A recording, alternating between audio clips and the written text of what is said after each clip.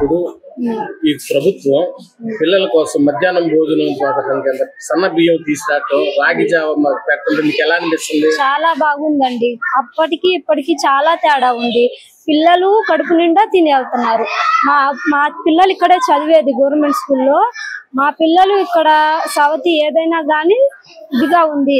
మీ పరిశుభ్రమే గాని తినే ఫుడ్డే గాని ఏదైనా సన్న బియ్యము పిల్లలకి వండే తీరు కూడా ముందు టీచర్స్ టేస్ట్ చేసి పిల్లలకి బాగుందా లేదా పెట్టొచ్చా లేదా అనుకొని వాళ్ళు తిని తర్వాత పిల్లలకి పెట్టేస్తున్నారండి. అంటే గత గవర్నమెంట్ జగన్ గారు అది కొంచెం ఇదిగా ఉండేది. మా పిల్లలకి క్యారేజీ కట్టి పంపించేదాన్ని. కానీ ఇప్పుడు పిల్లలు పొద్దున్నే వచ్చేస్తున్నారు. మధ్యాహ్నం ఇక్కడే రాగి జావే గాని ఇక్కడ తిని వెళ్తున్నారండి.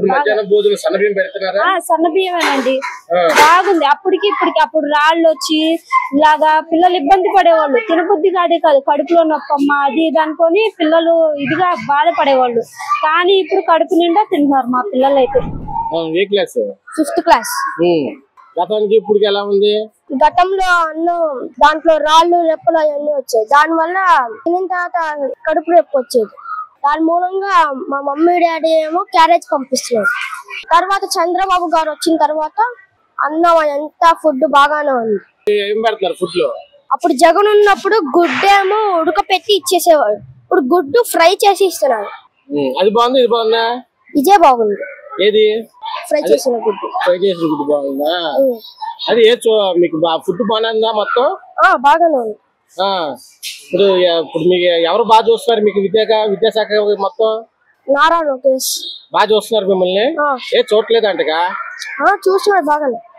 ఏం చూస్తున్నారు అంటే బాగా చదువు చెప్పటం, అన్నంలో ఏమి రాకుండా అన్నం చాలా టేస్టీగా ఉండటం అట్లా చూస్తున్నారు. ఆడుకుంటాకి పెద్ద గ్రౌండ్ కట్టించారు. మళ్ళీ యూనిఫామ్, బ్రెయిన్ బెల్ట్, షూస్ అవన్నీ ఇచ్చారు. ఒకప్పట్లో అయితే అన్నం అలా ఏం బాగోలేదు. ఇప్పుడు మాత్రం బాగుంది. పోల్చుకున్నా గానీ గుడ్లు అసలు బాగోవు. ఇప్పుడు మాత్రం మా చంద్రబాబు నాయుడు గారు గుడ్లు ఫ్రై చేసి అన్ని ఇస్తున్నారు. మళ్ళీ మాకు మంచి ఫుడ్ పెడుతున్నారు. ఇంకా చాలా బాగుంది. మళ్ళీ బుక్స్ ఇస్తున్నారు. బుక్స్ కూడా బాగున్నాయి. యూనిఫామ్ బాగుంది. కాదు, మొత్తం చూస్తున్నారు సార్.